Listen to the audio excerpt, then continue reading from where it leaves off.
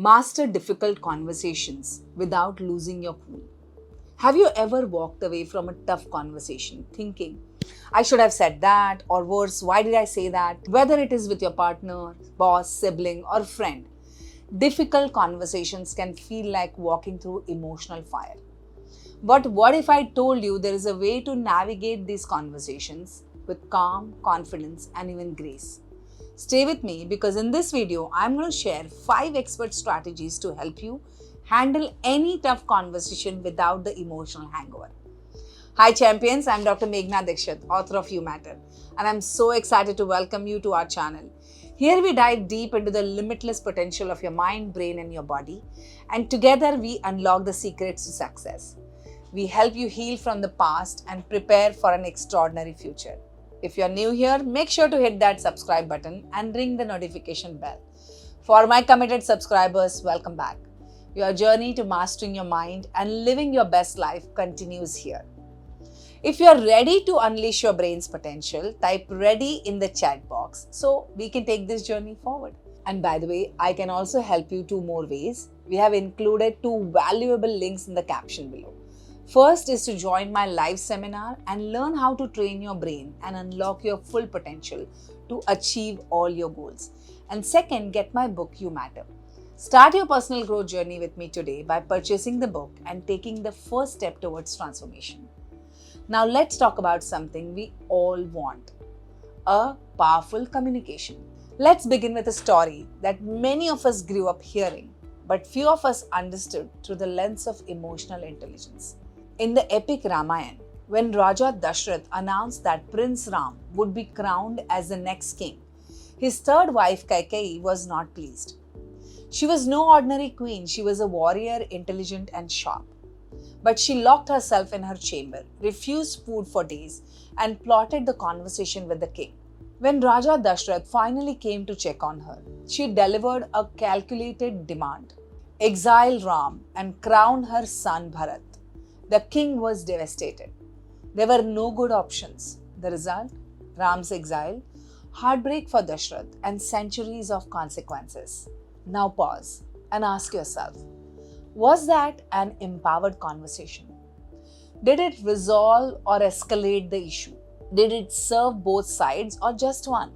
Most of us have been there in conversations that don't resolve anything, but instead leave scars and traumas and marks. Let's bring this to the present.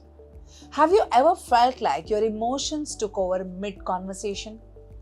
One of my close friends once told me every time she and her husband argued, she would burst into tears before she could finish expressing herself. Her husband would shut down and say, "You're too emotional," and she would walk away feeling unheard, dismissed, and even ashamed. Have you experienced that too?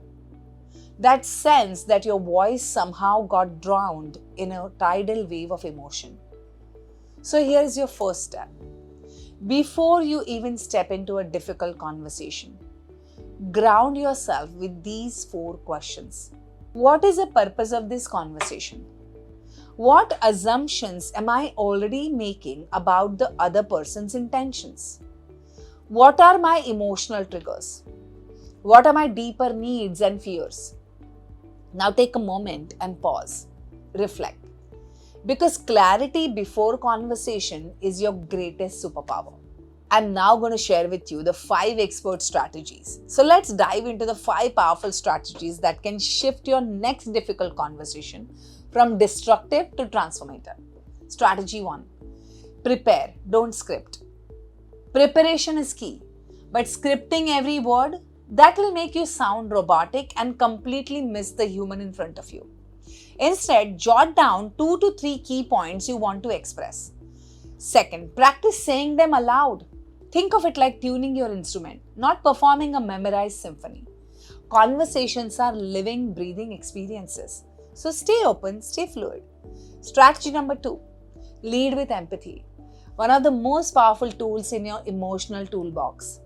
Remember this quote by Stephen Covey: seek first to understand, then to be understood. Lead with empathy.